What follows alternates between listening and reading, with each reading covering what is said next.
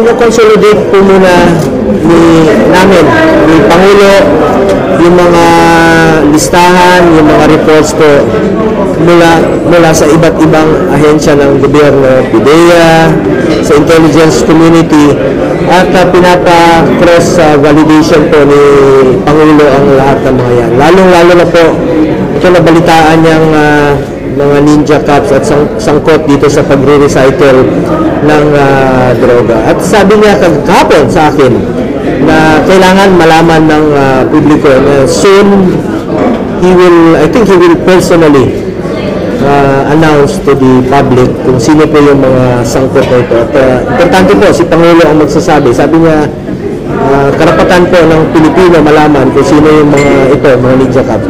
Nabanggit rin po niya, nandiyan po rin po yung reward na kanyang sinabi noon, 1 million po sa mga ninja cops, patay. Pag buhay, kalahating million lang po.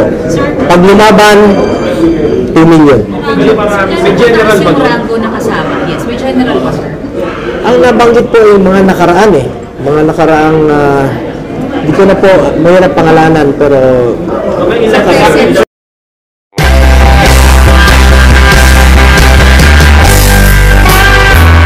usapan ang reward.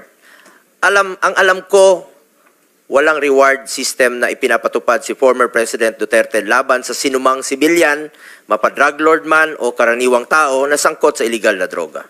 Walang basihan ang mga paratang na binitawan sa mga pagdinig na di umano'y reward system kapalit ang buhay noong panahon ng war on drugs ng Duterte administration. At habang nasa usapin tayo ng pera, taliwas po sa sinasabi ng iba, ni minsan po, hindi po ako authorized, hindi ako humahawak ng pera. Sinasagot ko lang po ito dahil sa mga pagdinig na nababanggit po ang ating pangalan. Never po ako nag-handle ng budget of finance matters, kahit nung mayor pa po si Pangulong Duterte.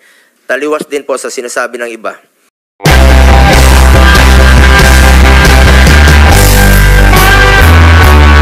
Kino-consolidate po muna ni Pangulo yung mga listahan, yung mga reports po mula sa iba't ibang ahensya ng gobyerno, PIDEA, sa intelligence community, at pinapa-cross validation po ni Pangulo ang lahat ng mga yan. Lalong-lalo na po ito nabalitaan niyang mga ninja cops at sangkot dito sa pagre-recycle ng droga. At sabi niya kahapon sa akin na kailangan malaman ng publiko na soon I think he will personally announce to the public kung sino po yung mga sangkot na ito. At importante po, si Pangulo ang magsasabi. Sabi niya, karapatan po ng Pilipino malaman kung sino yung mga ninja cops.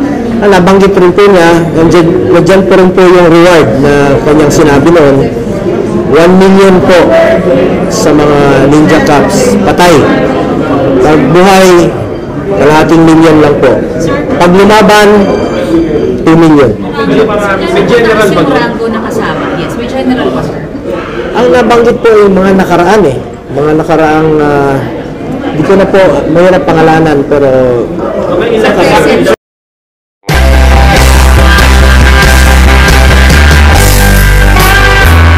usapan ang reward.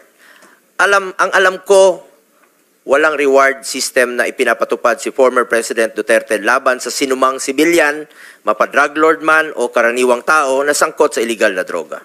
Walang basihan ang mga paratang na binitawan sa mga pagdinig na di umano'y reward system kapalit ang buhay noong panahon ng war on drugs ng Duterte administration. At habang nasa usapin tayo ng pera, taliwas po sa sinasabi ng iba, ni minsan po, hindi po ako authorized, hindi ako humahawak ng pera. Sinasagot ko lang po ito dahil sa mga pagdinig na nababanggit po ang ating pangalan. Never po ako nag-handle ng budget of finance matters, kahit nung mayor pa po si Pangulong Duterte. Taliwas din po sa sinasabi ng iba.